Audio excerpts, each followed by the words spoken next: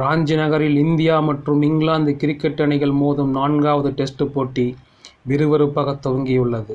5 போட்டிகள் கொண்ட இந்த தொடரில் முதல் 3 போட்டிகளின் முடிவில் 2-1 என்ற கணக்கில் இந்தியா முன்னிலை வகிக்கிறது.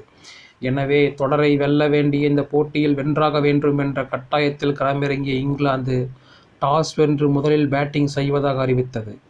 அதைத் தொடர்ந்து களமிறங்கிய அந்த அணி முதல் இன்னிங்ஸில் போராடி 353 ரன்கள் எடுத்தது. அந்த அணிக்கு Jack Crawley 42, Ben Duckett 11, Ollie Pope 0, Jonny Bairstow 28, captain Ben Stokes 3 என முக்கிய வீரர்கள் ஆரம்பத்திலேயே இந்தியாவின் தரமான பந்துவீச்சில் குறைந்த ரன்களில் அவுட்டாகி ஏமாற்றத்தை கொடுத்தனர்.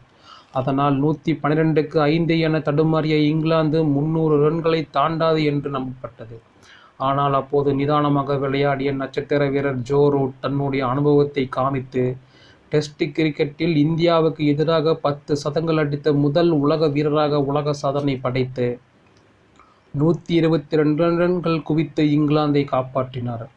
அவருடன் 6வது விக்கெட்டுக்கு 113 ரன்கள் பார்ட்னர்ஷிப் அமைத்த பென் ஃபோக்ஸ் 47 ரன்களும், 8வது விக்கெட்டுக்கு 102 ரன்கள் பார்ட்னர்ஷிப் அமைத்த ஓலி ராபின்சன் 58 ரன்களும் அடித்து இந்தியாவுக்கு தொல்லை கொடுத்தனர். அந்த வகையில் நன்றாக துவங்கினாலும் 300 ரன்களுக்குள் இங்கிலாந்தை ஆல் அவுட் செய்யும் வாய்ப்பை கோட்டை விட்ட இந்திய அணி சார்பில் அதிகபட்சமாக ரவீந்திர ஜடேஜா 4, ஆகாஷ்தீப் 3, முகமது சிராஜ் 2 விக்கெட்டுகள் எடுத்தனர். அதைத் தொடர்ந்து களமிறங்கிய இந்திய அணிக்கு கேப்டன் ரோஹித் சர்மா ஆரம்பத்திலேயே 2 ரன்களில் ஜேம்ஸ் ஆண்டர்சன் வேகத்தில் அவுட்டாகி ஏமாற்றத்தை கொடுத்தார்.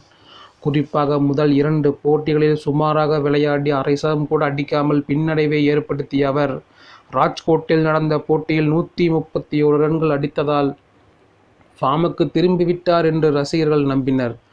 ஆனால் வெறும் 2 ரன்களில் அவுட்டாகி மீண்டும் ஏமாற்றத்தை கொடுத்த ரோஹித் சர்மா இங்கிலாந்துக்கு எதிராக டெஸ்ட் கிரிக்கெட்டில் தன்னுடைய குறைந்தபட்ச ஒற்றை இலக்க ஸ்கோரை பதிவு செய்து பரிதாபமாக பெவிலியன் திரும்பினார். போட்டி முடிந்து நிருபர்களுக்கு பேட்டியளித்த இங்கிலாந்து அணியின் பவுலர் ஓலி ராபின்சன் கூறியது, ரோஹித் சர்மாவுக்கு வயதாகிவிட்டது. என்னை அவர் 3வது போட்டியில் சந்திக்கவில்லை. ஒருவேளை நான் அவருக்கு 3வது போட்டியில் பந்து வீச நேரிட்டால் அந்த 100 ரன்கள் கூட அவர் எடுத்திருக்க மாட்டார்.